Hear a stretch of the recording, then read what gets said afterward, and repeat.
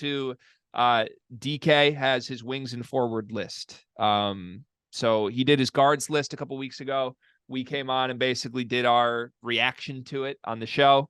Want to give DK all the credit. He put all the work into this, by the way. So SpartanHoops.com is where you can get the work from David Klein. He does a great job covering Michigan State basketball. What are your initial impressions on the wings forward list here? Let's just run through it quickly so that people that haven't read it can hear it. Olivier Kamwa, tier 1, first name on the list, all Big Ten upside. Jaden Akins in that tier. Gavin Griffiths from Rutgers in that tier. Peyton Sanford from Iowa in that tier. It's a 4-man tier. Then you go down to tier 2. It's Dawson Garcia. It's Jamison Battle. It's Scotty Middleton. It's Coleman Hawkins. And then down to tier 3, which he calls stable two-way pieces, Malik Hall, Tyler Wall, and Mackenzie Mbako. What are your thoughts? So first off, great work by DK as always. I thought he actually did really good on this list. I didn't find any ones that I was like, that kind of doesn't really work with me. I think the biggest takeaway from this is that the, whatever you want to call it, wing power forward role in the Big Ten is one that's going to be down this season. I don't know if, just because if you had to pick the best power forward in the league, yes, I'm probably picking in Kamwa, but I could also make an argument for like Coleman Hawkins. I would also hear arguments for other players as well. Dawson Garcia, I think, is extremely talented and, has the numbers, but obviously in Minnesota's situation of what they had, they're an awful team. But you put Dawson Garcia on another team, I think there's a lot of teams in the Big Ten that would take him. I think my biggest gripe, and I think you already know what it's going to be, is that I think Coleman Hawkins is too low. I think Coleman Hawkins has all Big Ten potential. And I think that Tyler Wall is more than a stable two-way piece if he's healthy. I think that Tyler Wall is an actual contributor to upside. I don't think he should be in that tier.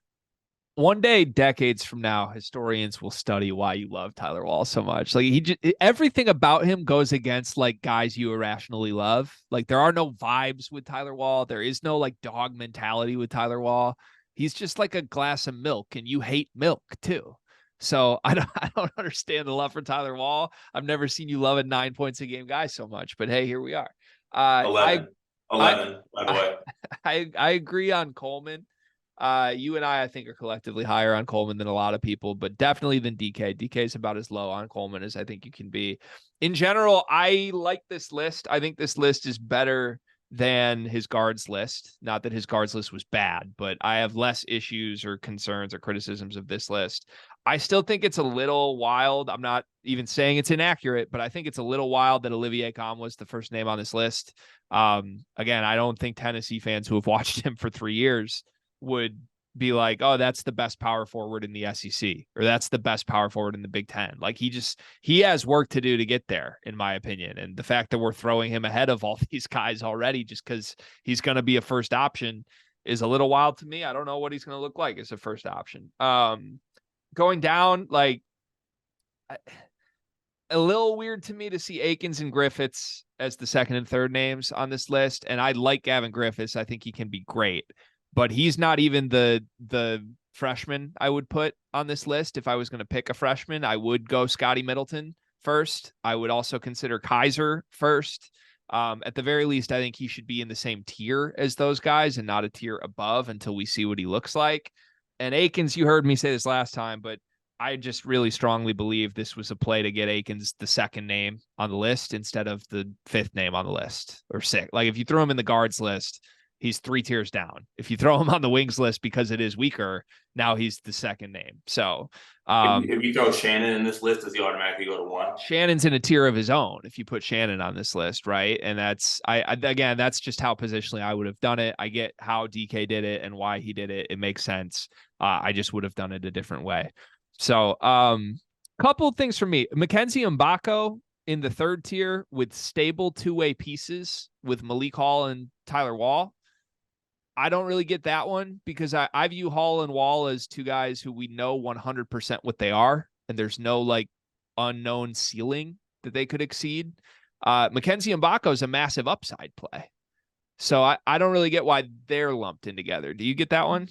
No, I don't. And I know this probably be a cop-out and cheating, and this is exactly why I do things like say 70% and make my own tiers. If I was doing this list, I'd probably put like a tier of, I guess, freshmen that could be really good, that could be all Big Ten players.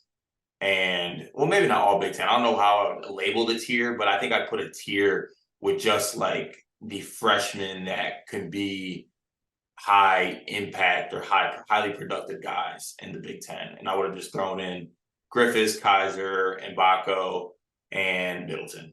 And Like those are the four. Booker and Carr, right? Like, which See, I would have Carr, yes, but I probably would have left Booker for the bigs list, I guess. okay. But I guess Nkanum was a big though too. Like he's a 4. Yeah. So one more thing. I know we're gonna move on. Last thing I want to say: whenever people bring up Nkanum, if the first thing that you say to defend him is that he's played so many games for Tennessee and played in the SEC and was a rotation and was a piece for an SEC team, that scares me a little bit. I'm just saying, like the inconsistencies are there, and I feel like the inconsistencies get ignored for some reason. Yeah. It's loud. His inconsistencies are very loud, which is why it's very concerning. He has to be a first option. I don't think that's going to go as smooth as people think. Overall, good work, DK. Appreciate you putting so much thought and effort into this. My last statement is I think there's a lot of guys in the honorable mentions category that at the end of the year could be top 20 players in this conference. And maybe they don't warrant being included early, but if we are truly like, who would we take? Give me the freshman. Give me Trey Kaufman-Renn. Give me some of these breakout guys over Malik Hall and Tyler Wall at the end of this season. And there's other names that are veterans that you could throw in there too. If you don't like Coleman Hawkins, fine, lump him in there too. We like Coleman on this show. We have 5 minutes left because I have a hard stop, so we're not going to do the randomizer game, Cart.